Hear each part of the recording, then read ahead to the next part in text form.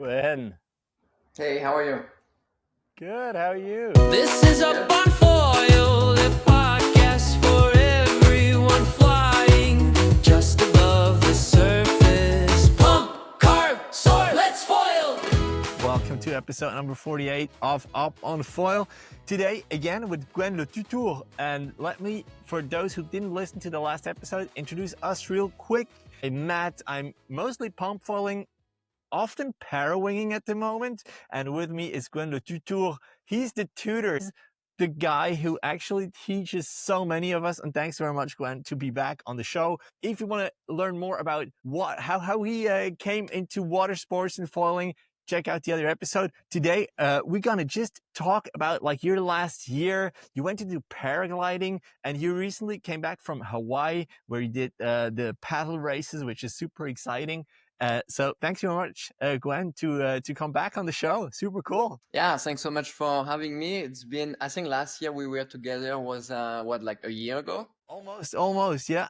Yeah. And yeah, I really feel like a lot has changed, in the sports, like, so many new things, like you mentioned, like, Parawing.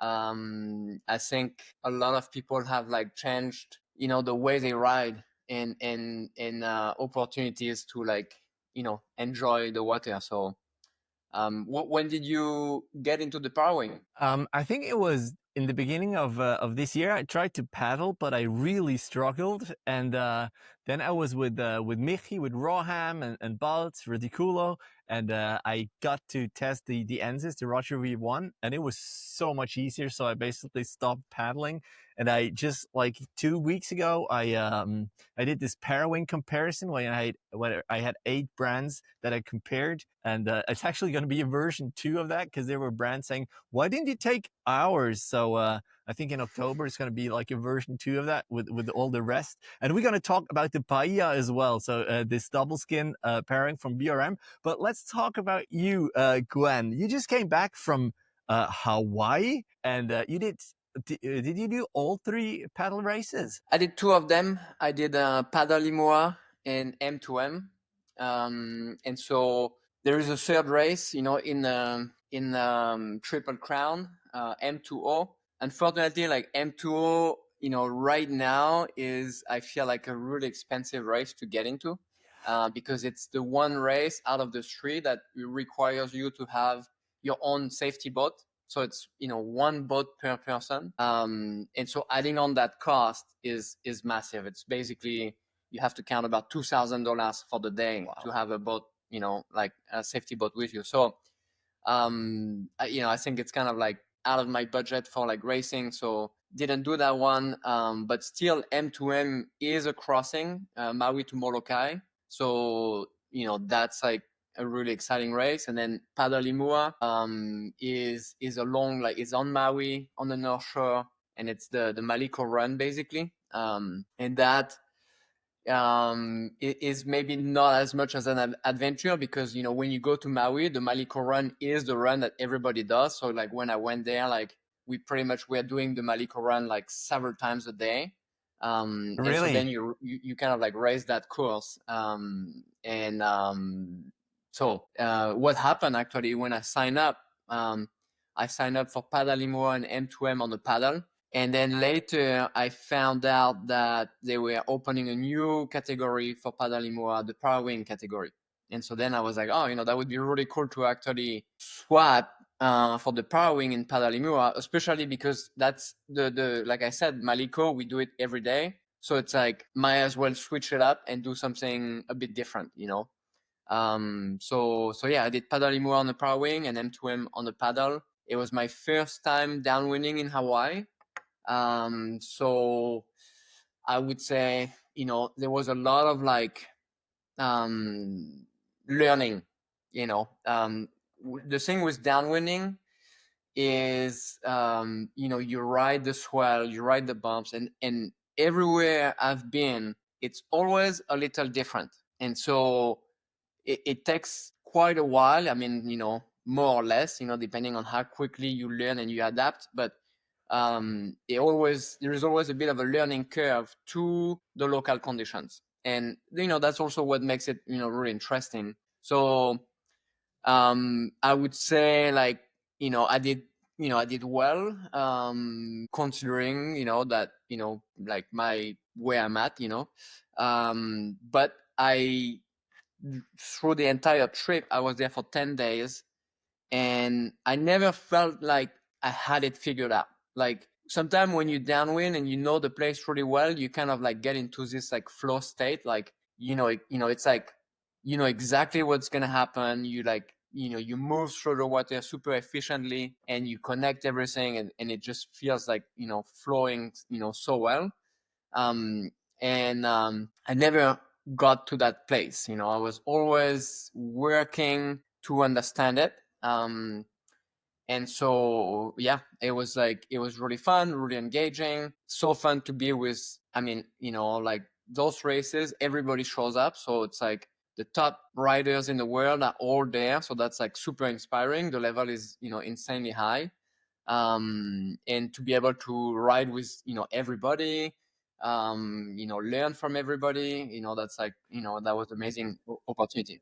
Did you do the practice runs with the other ones as well? Was it like a group thing? Everyone was just going do that Malika run. So I feel like we have like several groups, and so because of the shuttle and everything, like we kind of like stay with the group we are in. So I was going to Hawaii with like a group of like six like French guys. We were in the same house.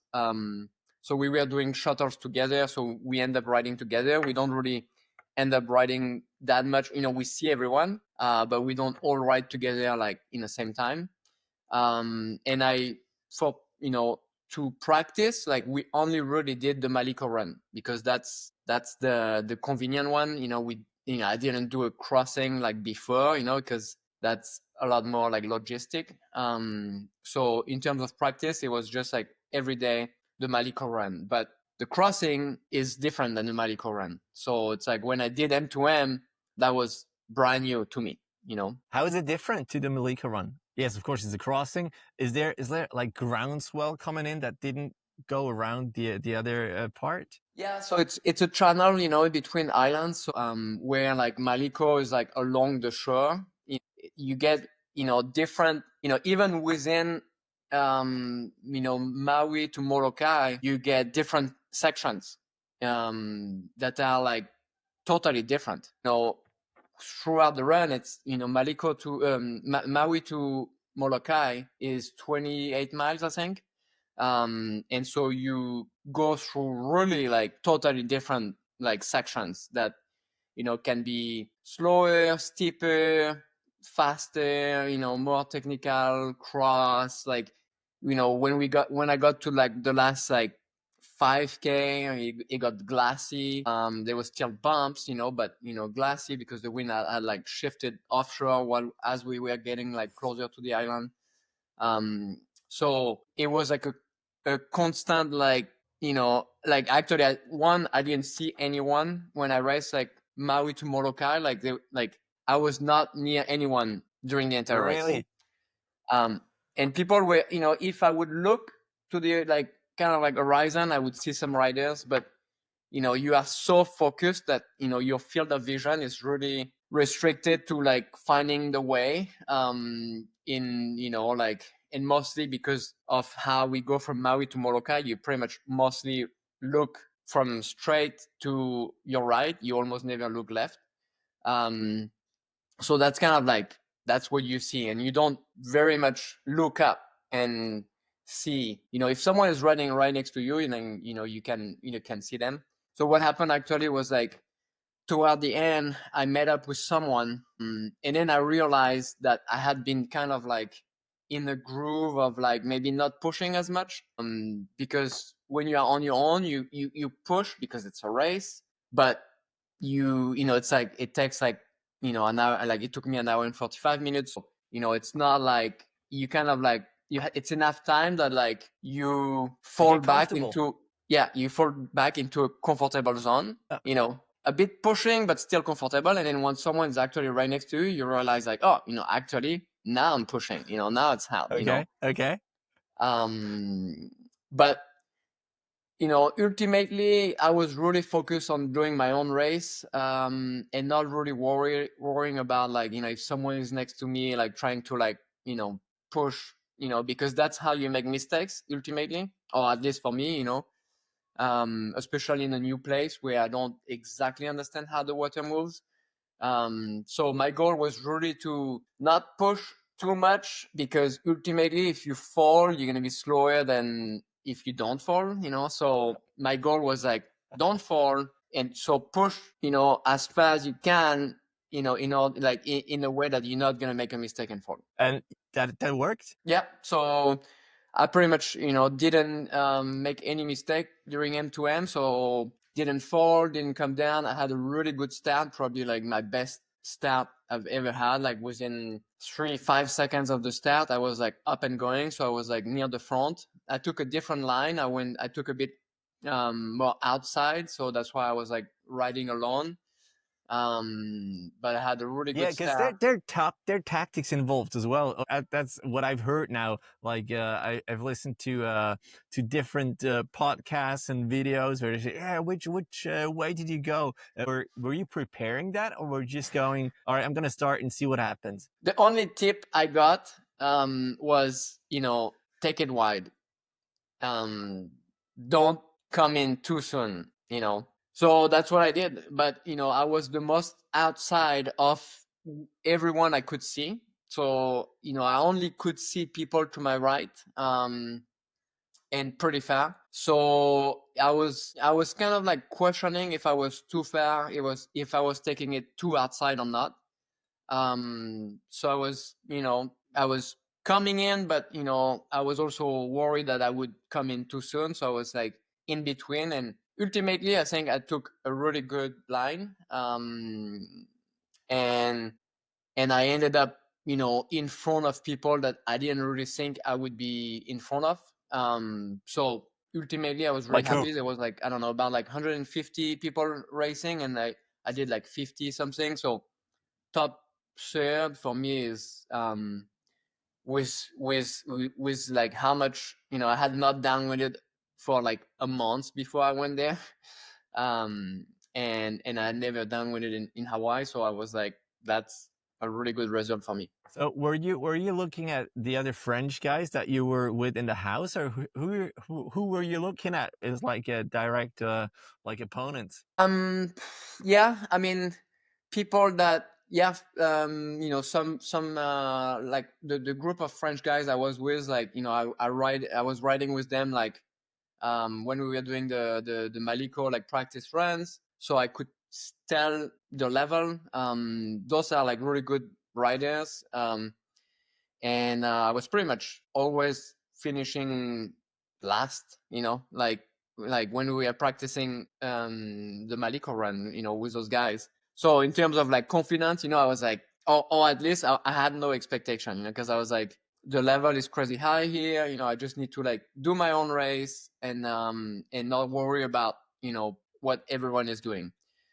So I had like those guys were like kind of like my scale, but then you also have like names that maybe I had never like been like racing against, but names that we know, and that I was like under the impression that I wouldn't be able to beat them. So Like who? Come on, you can drop names. I know some people had like a bad race and finished behind me. So I had a good race. So maybe me on a good day I can beat them on their bad days.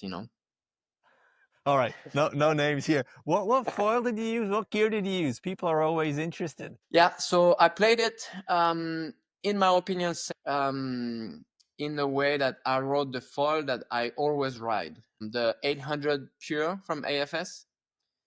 That's a foil that I've used the most downwinding, so I know it really well. And it's kind of like interesting because during the races, a lot of brands, have prototypes, and so it's almost like the majority of the racers are riding prototypes there. So it's interesting to see. But I also feel like it's kind of like, to me, the rule for racing is don't do anything on race day. And so many people were doing something new on race day because they are like riding prototypes that they are not necessarily used to. Maybe they've been riding a week before the race. So I did try actually different foils, different setups. And ultimately I fell back to what I knew. And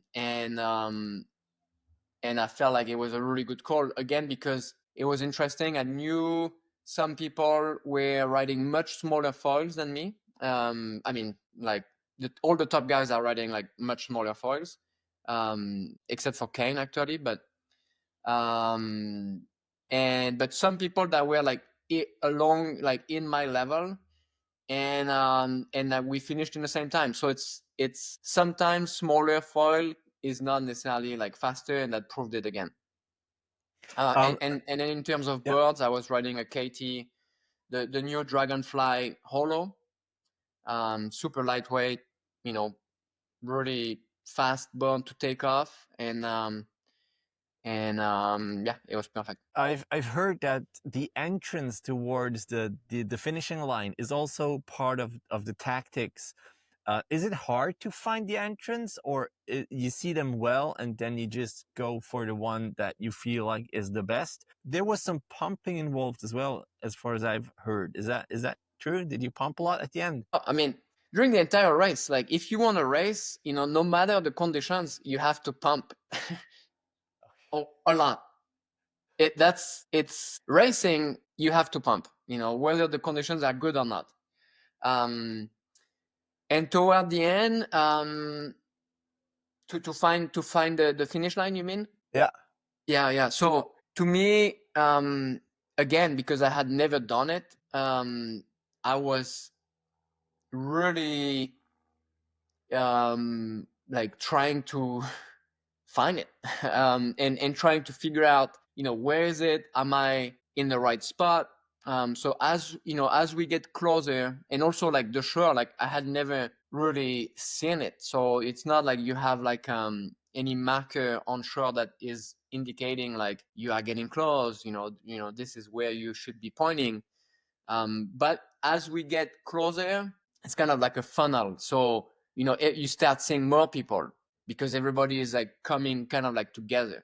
So that's how I found the finish line, is like, as I was seeing more people next to me, I was like, okay, we are getting close and I'm on the right path for the finish line. And then maybe a kilometer before or something, then you start seeing, the buoy, the boats, and then, like, okay, now I have a visual on the finish line, and it's good. But there was bumps all the way, I would say. In terms of like finishing, it was easy. Like if you didn't want to push, you could be very comfortable during the entire race. There was bumps to ride, but of course it's a race, so you are still pumping, always trying to overtake one bump at a time. And that was the race. But to be like what makes the difference between the times, in my opinion, is how well you like your line was in between bumps. To me, like that's the number one factor that makes you faster or not. The the physical component doesn't, and the pumping technique or whatever. I mean, at that level, everybody pumps well, but if you are like the most physical person and you have the best pumping technique, but you pump in the wrong spot, you are slower. That's good. That's good, because if not, you can just go jogging or something. So it's all, are you in the right spot? Because someone could finish way ahead of you with no pumping, just cruising, if they are in the right spot. And you are in the wrong spot, but you are like working so hard, you're still slower. So that's super cool. Did you have some time like in between the islands to appreciate where you were, what you were doing, or were you just looking where you are and chasing the next bump? I was definitely like, because I was in a bit of like more like a comfortable zone during the race, I definitely was like appreciating the experience like more, and still able to like kind of like look around and be aware of like, wow, this is really cool. I'm going from one island to the other. So like that was my first time, and so I kind of like I wanted it that way. I wanted to make sure that I can enjoy it, and I'm not just like pushing and pushing and not really like looking around. Is there anything you would change for next year? If anything, I would if possible, like I would spend more time like there, like riding riding in those conditions. To me, local knowledge is a massive part of the success of how successful your race is going to be. So yeah, spending more time there would be how I would like to do it for next time. First, maybe let's talk about that Parawing, because on my Instagram, you were not on my Instagram anymore, and like, oh, maybe he stopped doing videos. Then this Paella video came out, and like, oh, he's back. Or maybe you weren't away. Oh yeah, it just didn't show it on my yeah. streams. So I mean, I would say for me, one, in terms of content, like I'm not on a schedule. Like I only post content if I feel like I have something new and exciting to share.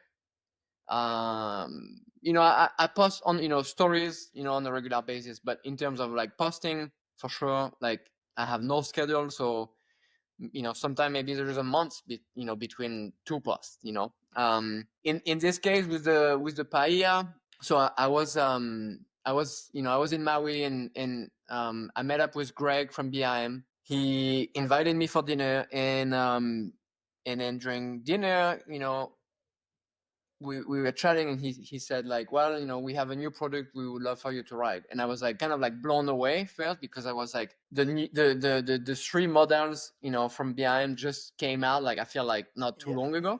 Yeah. And I was like, a new one, like that. I mean, it's moving so fast. And then two, also I had never, like nobody knew about it, that I was like also blown away that there was not a hint out there that something was coming. And he said, we would love for you to write it. And pretty much it's coming out in a week. Like I was like, dang, okay. Things are like moving, insanely fast. And he said like, it's a double skin. And also, at first in my mind, I was like, a double skin? Like that's weird. Like one, I felt like it was like not in line with BIM in a way, like because BIM is all about like minimalist, and I was like, double skin seems like more than minimalist, and but he was like, you gotta try it. And yeah, I would say when I first got on it, it kind of like blew my mind for two reasons: the depower and the upwind ability. The depower, because on the Parawing, I almost felt like when you were going upwind, it was always pretty physical. And so far, I haven't been really using a harness when I Parawing. And so it's all in your arms, and sure, it goes upwind, but it's not comfortable to go upwind. So for me, if I had to go upwind, I would always go upwind a bit at a time. I go upwind, I ride down, I go upwind. And here, it felt so comfortable to hold because the depower is so amazing. And I was riding a bigger size. I was also blown away because when I rode it, it was maybe 25 miles per hour. And if I was on my like single skin, I would probably be on the 3, on the 2.9, and still going upwind, I would be powered, And there, he put me on a 3.8, on a 4.5, and I was like holding it no problem because the depower is amazing, but then it also having a bigger size helps going upwind. The other question I had was like, well, for me, I really use the Parawing to pack it up, because if I'm not packing it up, I'm winning, and that's, to me, the Parawing is so that I can pack it up and ride bumps. And so I was like, now, the problem is double skin, is it going to be like when I pack it up, is it going to be like a full like balloon, like full of air, and it's like takes like forever to like pack. And it wasn't like, I found that like storing the Parawing was the exact same process. It was as easy. The only major difference was that for sure it's more material. So when you put it in your belt, it takes more space. And so that's the major difference. But that aspect, so in a way, like storing it, like it just takes you a few extra seconds to stuff it in your belt, especially because I feel like the behind belt is not like that big. I think they need to work on like a bigger one, but so it was just taking me a few extra seconds to stuff it in a belt. And then other than that, we are back to the same thing. Once it's in the belt, you don't really feel the difference in volume and in weight. I mean, it's so minimal.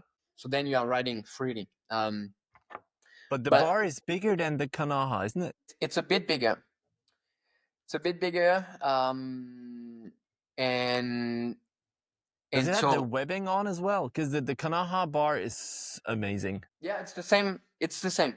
Okay. It's the same. Nice. It's the same bar, same like kind of like small, like smooth grip on it, but it's a bit longer. But if nobody would have like told me it was a bit longer, I don't know if I would have like it would have like been obvious. It's not that you don't notice it that much. But now, and I've posted a review of it. Yeah, I saw that. So people can watch it. But now I almost wish like I wish YouTube would let you like edit or like modify it or whatever, because I have new things. You can add whatever you feel like now. Well, we did a demo in Hood River, so we put a lot of people on it, and that was interesting to me, because not everybody has the same experience. So the review that I did was based on my experience, and I feel like, I wish I would have been able to add the element of like what I've seen from other people's experience, which, I feel like ultimately the paella is, or people found it maybe a bit more technical to ride, in a way that like it flies differently than a single skin. And when you come from, riding a single skin, and if you apply the same technique, you might struggle a bit. So the double skin like paella is a bit more like, you need a bit more finesse to fly it. It's maybe not as like forgiving, where the single skin you can really do things wrong and it's still gonna handle it. Especially the BRMs. Yeah. So that was the major difference. I adapted to the double skin very quickly, so I kind of like it didn't. I didn't really notice it. Like it took me, 2 minutes to be like, okay, this is how it flies. But some people, are maybe not figuring out as quickly. So basically, like, it can take a bit longer, like adaptation, like learning curve. And ultimately, you want to be a bit, more careful with how you fly it. Not like overfly it, especially when you are like getting up. You don't want to pump it too hard. Like at the beginning, if you pump your Parawing too hard, you're gonna get less out of it, because the single skin really likes to sit back, and so when you crank on the back lines, it sits back. It's right in the power zone in your wind window, and it's giving you so much grunt. And the double skin really wants to fly forward. If you move it back too much, you make it stall and the power disappears. Yeah. So that's a major difference. And so people were always finding like, I don't have the power to get up. And it's not necessarily because it doesn't have the power to get up. It's because you are choking it and it's not giving you the power. Is it more leg work than arm work? Even more than the regular Parawings? Is it more leg work than arm work, more than the single skins? Yeah, it's you wanna you kind of like want to let it fly, and you don't want to overfly it. And you do the rest with your pumping. So if you have a good pumping technique, it's gonna be really useful. And the major thing also with when we had a lot of people demoing it, that we found there was a huge correlation between board size and success, regardless of skill level. Actually, everybody on less than 60 liters was struggling, and everybody, more than 60, more like 70, 80, 90 was thriving. And for me, I had been riding a 50-liter board for Parawing, and it really made me rethink my board choice, because I feel like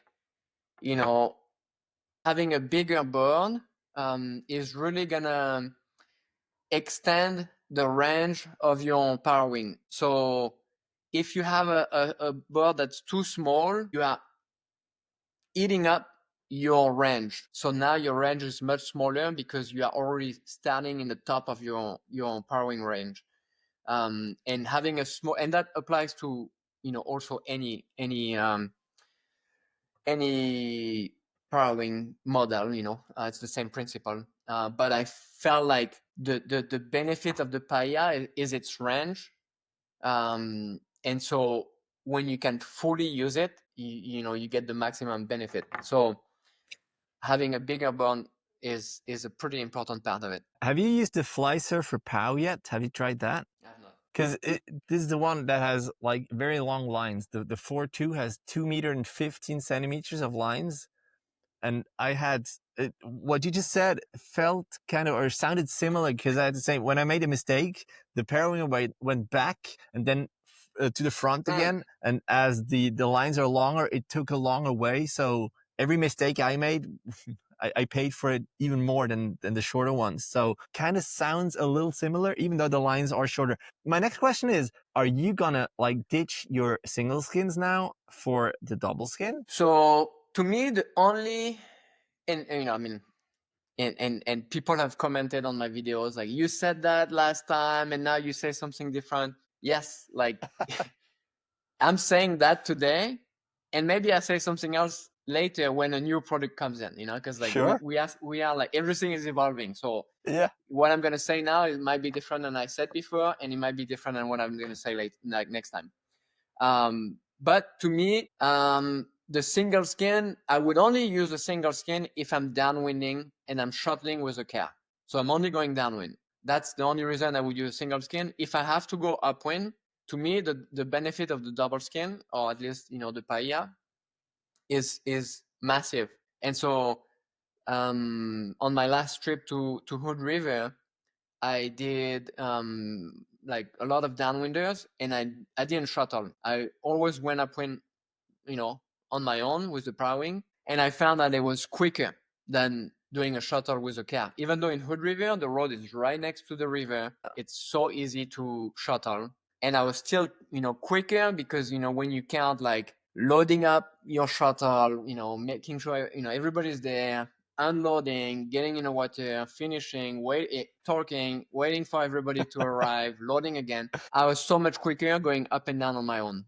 In this way, and there's a lot of I'm excited because even where I am in Idaho, nobody really downwinds. The road is really not right next to the lake, so it's it takes a really long time to do a downwind there. A lot of logistic. So now for me, it's literally a game changer, and that's what I'm going to be riding, because I would rather have the small downside of extra size in my belt and massive benefit, and time saving going upwind and energy saving going upwind, and then not have to shuttle. And even if you do long upwinders, you would not use a harness with that double skin. That's impressive. Yeah, well, so I did, when I was in Hood River, I did 5 downwinders, and after 3, I was I need a harness. Okay. So Okay. it Good. depends, still how long you go. Ultimately, now I actually now that I'm kind of enjoying going upwind with the Parawing, where before I was yeah, I can do it, but it's, I'm not necessarily enjoying it right now. I'm enjoying it. And so now I'm like adding a harness, can only make it even more comfortable. So the first 3 downwinders that I did when I was in Hood River were like no harness, and it was fine. But by the end of the 3rd one, I was definitely like feeling it in my arms. Then I put a harness, and I was like, okay, now I get to the top and I'm not even tired. Like my heart rate was like so low, I was rested, So now, yes, like a harness, I guess it's always been a good idea, but for me, it just clicked. Awesome. And it doesn't take much space. It's not that you ding your board with this plastic hooks. It's really no problem. That is so cool. Maybe we can get into what you do other than foiling. And I saw some of your videos, paragliding. Did you start that just a couple of months ago, or did you start that long ago? Yeah. So, basically because I, spent some time, I live in Idaho. There's not that much riding in Idaho. So I kind of like wanted to find something different than foiling, that would be maybe a bit more suitable for where I live. So I wanted to learn how to paraglide. I went to the Alps in Chamonix, took a paragliding course. That was a couple months ago. Not even a month ago actually. And yeah, and what's really interesting is, actually I learned a lot, that is helpful for the Parawing. And like, the double skin even more, like in comparison to a paraglider. There's a lot of like similarities. It's so similar in so many ways. Also, going upwind and enjoying riding down. It's the same thing. When I'm like paragliding here, I'm hiking up. We can almost call that like the upwind, and it's work. And you get to the top, and now you start the fun part. You go down, you go downwind. So it's kind of like the same process, but on land, and with a tool that has so many similarities with the Parawing and also the foil, in terms of like, your glide and your, all of those stuff, is very similar. So yeah, pretty stoked. I mean, I would say, maybe like the paragliding is a bit higher consequence than the Parawing. You could say that. So ideally, you don't learn by making mistakes. You learn before, and then you try not to make mistakes. So that's kind of like the process that I'm going through, and I'm still like, really new to it, because like paragliding, because it's high consequence, you really don't want to burn steps, and you want to take your time, and you are going to be a beginner for a very long time. So I'm still a brand new beginner, and trying not to burn the steps. So I guess your knowledge of kites and Parawings helped you with the whole paragliding as well. For sure. I mean, all the feelings, the finesse that you get from flying a kite, from flying a Parawing, it all translates. So I feel like for me, learning to paraglide was like, all of that was massively, helpful, and I was able to like right away feel more of what was going on, and adjust to that. Where a lot of people, when you learn to paraglide, you kind of like, you don't know what's going on, you don't feel, you are just trying to do what you are being told and what you are supposed to do, So that's been, like for sure, like really, really helpful. And I feel like it helps me both ways, like, my wind sport foiling experience has helped me learn paragliding. But then the other way too, like, what I'm like figuring out, learning to paraglide is helping me also, in my Parawing journey. And yeah, That makes a lot of sense. What's next for you in the next couple of months? What are you up to? I've been moving quite a bit. So, I'm going to try not to travel too much. I mean, I'm going to go to Hood River a lot because that's close enough for me to go to. But ideally, not less travel for now. And then really my next travel is going to be to France. One to visit my family in October, but also there is a couple races in France in October in Crozon, and then south of France in Saint-Tropez. So that's the plan. A lot of people are going to be there. So again, it's going to be this like friends meetup and fun ride, and so that's what's next. Yeah, in terms of like competing for me, I mean, I really like take it as like a fun experience. I have just like no chance of winning, so that's not gonna be on my radar. But it's more like going there, enjoy, ride with everybody, and be part of the community. That is so cool because the community is awesome. And I just wanted to ask. Well, first of all, I wish you better conditions in Crozon than last year. That's really what I wish for you. And I'm looking forward because you're probably going to do the pump full races as well. I remember that you talked about that turn, people accelerating out of the turns, and I'm trying to do tighter turns as well. Not that easy, but I talked with Freddie and Liam from the Generic Foiling podcast. Two things they said. First, I need like a feature, and one of the features they actually suggested is the want of the week, and that's the first time we're doing it. So, is there anything that week that you really wanted that like I need that? Is there anything? During what week? Well, can be the last week or for the next week. Like it can be gear, it can be being somewhere, it can be something that you think like I want that. I mean, I want to win. Right now I'm looking at the forecast and I'm not gonna have any win for a week. So I want to win really bad. Otherwise, I'm like really, especially coming back from the races in Hawaii, saw a lot of prototypes, and I'm pretty excited. I really want the new foils that everybody's working on, and so I would say that's probably I want win, and I want the new fancy foils. Nice. So the next step in foils.